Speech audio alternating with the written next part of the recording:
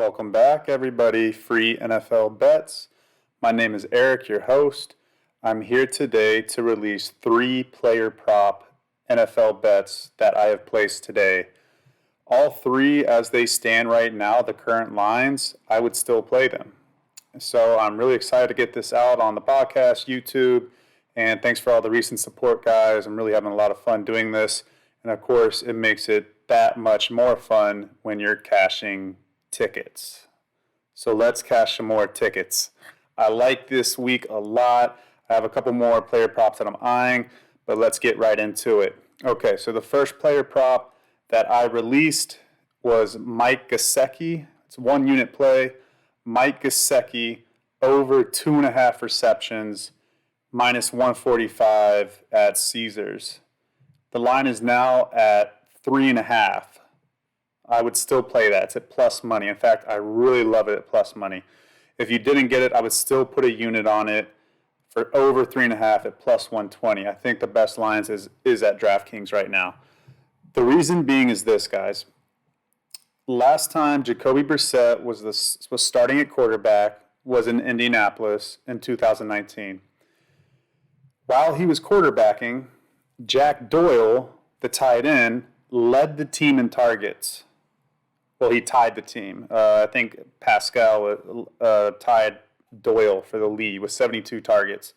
But he had more targets than T.Y. Hilton. And Jack Doyle and Eric Ebron combined, both of them combined for over 30% of the targets that Jacoby Brissett threw to. Okay, huge favoritism towards the tight ends. Last week, when Brissett started against Oakland, and granted, yeah, they were down 25-14, but they weren't the entire game. And he passed Gesicki the ball 12 times, and it resulted in 10 catches. So 10 catches last week. I have no idea why the bookmakers put this out at 2.5 receptions. Really bad line. It should have came out 3.5, probably even 4.5. Brissett favors the tight ends. He's going to get Gesicki involved one way or another. Way too low of number. The Colts defense, I don't really look at defenses. I mean, I do look at defenses. Don't get me wrong. I look at defenses. I look at the matchups that way too. But I look more of the game flow. How is the game going to go? When I'm picking player props, I look at how is the game flow going to go. What's the fight going to look like? What is the style of the fight? I see this game. First of all, I don't see the Dolphins running away with this game. So as long as the Dolphins don't run away with this game, it's going to be competitive. And as long as it's competitive, Jacoby Brissett will be throwing the ball. I feel very confident in that. So Gesicki, just in short, guys, I mean, let's not complicate this one. Gesicki's over 2.5 receptions. Right now, over 3.5 receptions. I'd play it. I love it. Plus money. All right, let's move on. Next play, 1 unit, is DeAndre Swift over 4.5 receptions, plus 110 odds at Caesars Sportsbook. I think it's still at plus 110, guys.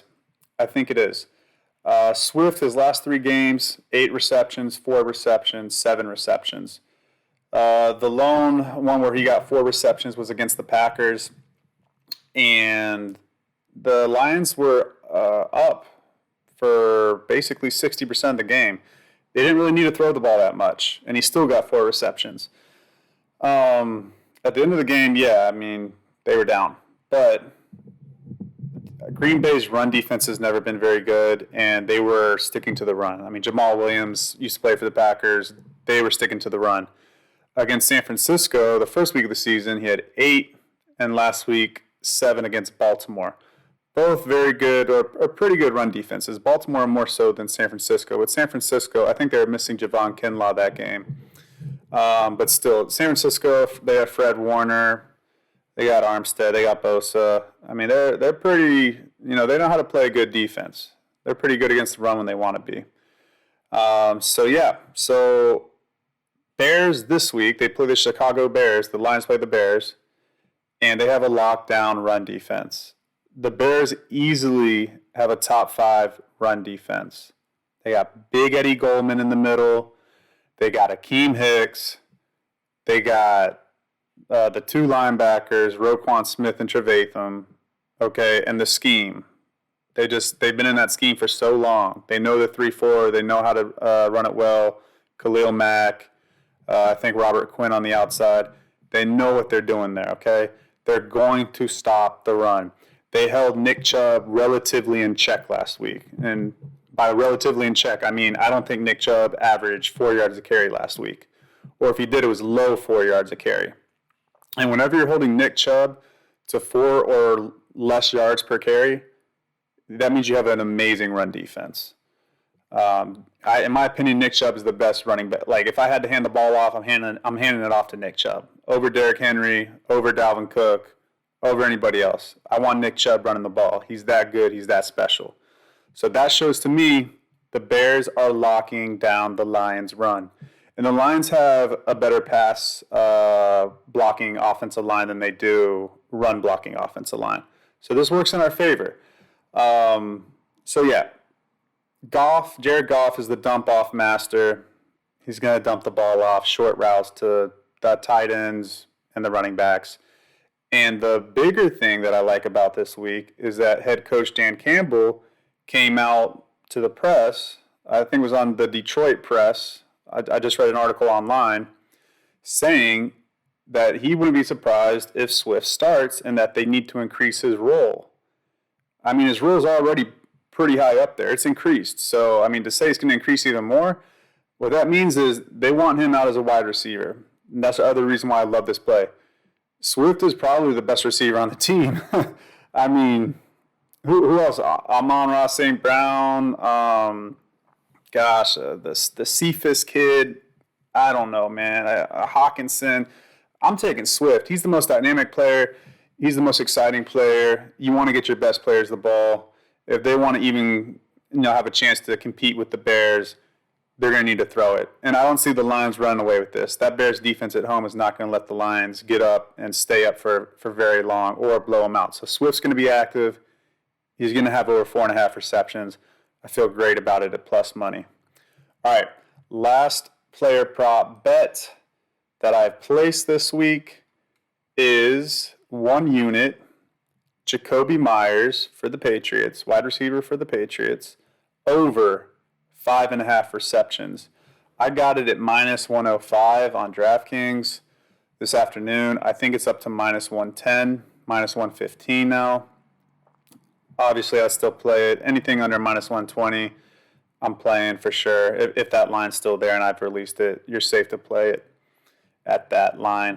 All right, so reason why I love this play is so many reasons.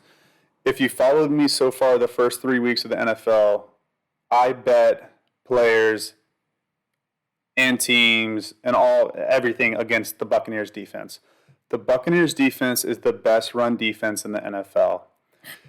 Guys, I know this because I played college football. I played Division I football. I played linebacker. Started for 3 years. Okay, all conference linebacker. I know what it's like to enforce your will on another offense when you stop the run. When you're able to stop the run, they just quit. They try for the first quarter. Once they realize they can't run the ball anymore, they just start throwing it. They just completely abandon the run. When teams, you saw against the Cowboys, right? Week 1, they barely handed the ball off to Zeke Elliott.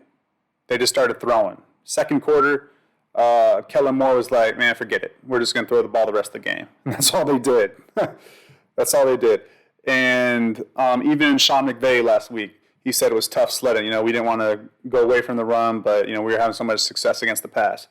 Okay, so the Buccaneers got Richard Sherman today. Not a big deal for this player prop at all. Why? Because Jacoby Myers is the third leading wide receiver who lines up in the slot in the entire NFL. He's the number 3 guy with something like 111 slots snaps. Okay, why is that important? That's important because the Buccaneers slot nickel cover guy is Ross Cockrell. He's awful. How do I know he's awful? He's a former Steeler player, and I'm a Steeler fan. And I wanted him off the team, and he lasted way too long on the Steelers. I have no idea how he's still in the NFL. He's awful. And anyways, Carlton Davis is awful.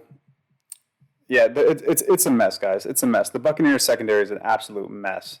Jacoby Myers is going to be in the slot. He's not going to be covered by Richard Sherman at all. He's going to go off, okay?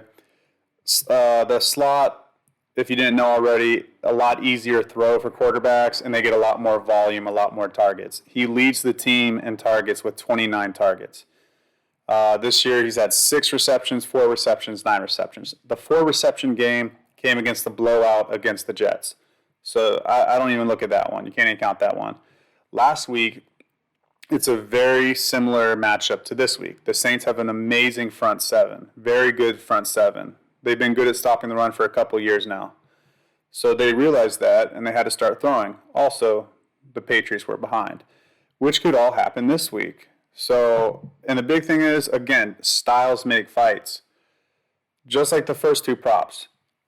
I don't bet over receptions with teams that I think are going to blow out the other team or even win, okay? I'm picking the team that's going to be behind, having to play catch up and throw the ball, or playing against an amazing run defense. And if they're doing both, oh man, it's a green light's on. The green light's on. And so that's what I'm saying with these 3 player prop bets. The green light is on. This is money picks right here. Okay, so Jacoby Meyer over 5.5 receptions. Last week he had 9 receptions, and that was against the Saints. Very similar situation this week. Probably going to be behind, playing an amazing run defense. Mac Jones is going to be throwing the ball, and the cherry on top, everybody, is James White is done for the season. Love James White, heck of a player. Really sad what happened to his mom and dad last year.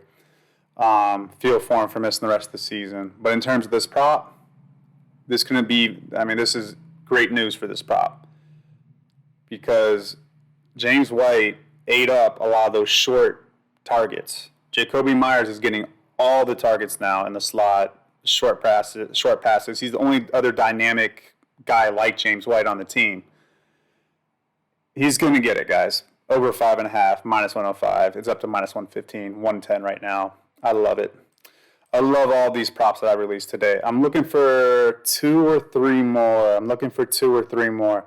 So, again, follow me on Twitter. I give alerts to whenever I make my bets, and as soon as I place my bets, I tweet them out on Twitter. Okay? At Free NFL Bets with an S at the end. Free NFL Bets on Twitter. Follow me there. Turn on the notification. I won't bug you unless I'm giving you money. Okay, I'm giving you free money. Okay, turn the bell icon on. All I tweet out are my picks and then my weekly recaps. I'm not going to blow up your phone all day. Promise you. All right, that's all I got, guys. Thanks for all the support. Subscribe, like, comment, all that stuff, please. I'm doing this for free. My title, my brand is Free NFL Bets. So just, build up my little empire I'm doing right now, okay? Tell your friends, tell your dad, share to your social media platforms. This is free winning NFL bets. All right, guys, I'll see you on the next episode.